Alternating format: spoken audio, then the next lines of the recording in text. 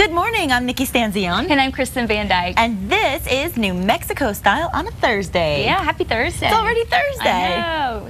So excited. One more day till the weekend. I know, we're like little Oreos today in our black and white. We didn't even plan it.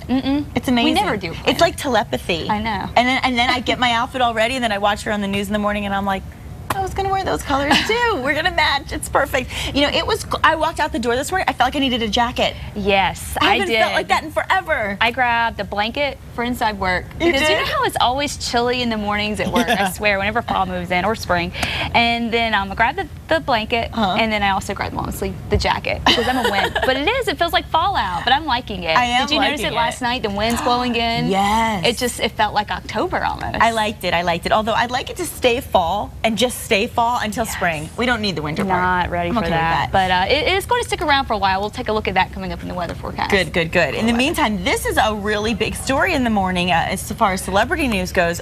One of our favorite actresses, Reese Witherspoon, was out for a little jog in LA, and she got hit by a car. Now, that car was driven by an 84-year-old woman. Poor Reese. Apparently, the woman was actually driving 20 miles an hour when she hit the beautiful Oscar winner in the crosswalk. Let's try that without my accent. Reese suffered minor injuries, and the driver was only ticketed. I mean, it wasn't a big problem for the driver, but certainly had to scare the you-know-whats out of Miss Witherspoon. Yeah. Thank goodness old people drive slow.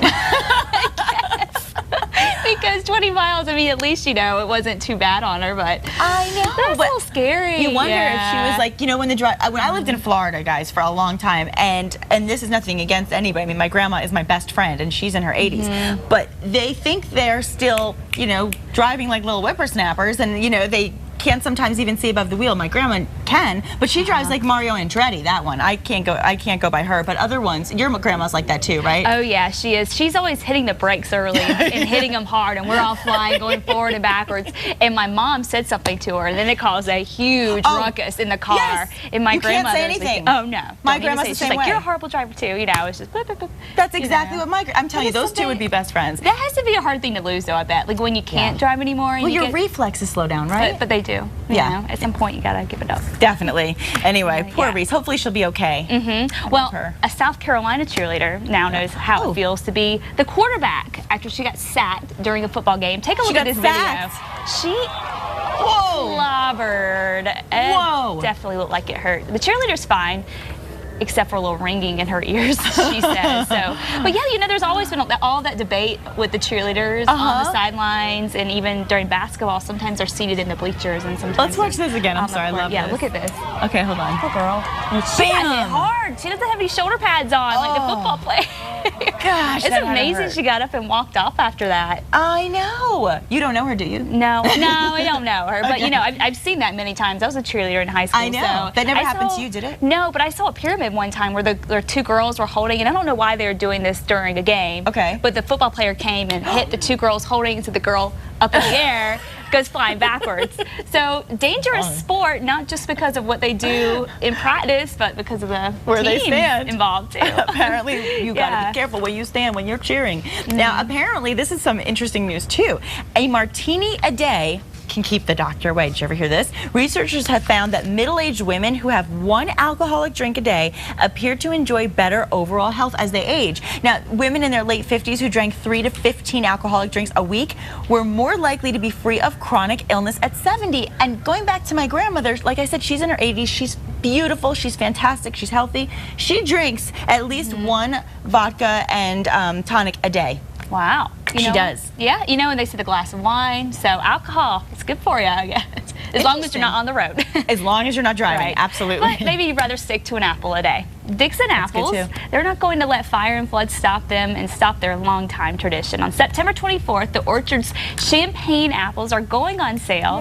So you can drop by the community center in Cochiti Lake between 8 and 5 and pick up your apples. And you can bag your own for $20 per half bushel bag. So I'm so glad. News, me too. I know, because with everything that's been going on and all the flooding, and I was thinking, what are they going to do? I still don't know how they've manifested these apples. How have they done it? It's a miracle. So I'm so happy to hear that news. I know. I'm sure people are going to be fighting over the apples they have because they're not going to have quite as many. Exactly. Now you can double your efforts by simply eating a fermented apple, like the moose in Sweden. Take a look at the moose. The moose got stuck in an apple tree when it tried to pry more of the fruit from the tree. Who would think?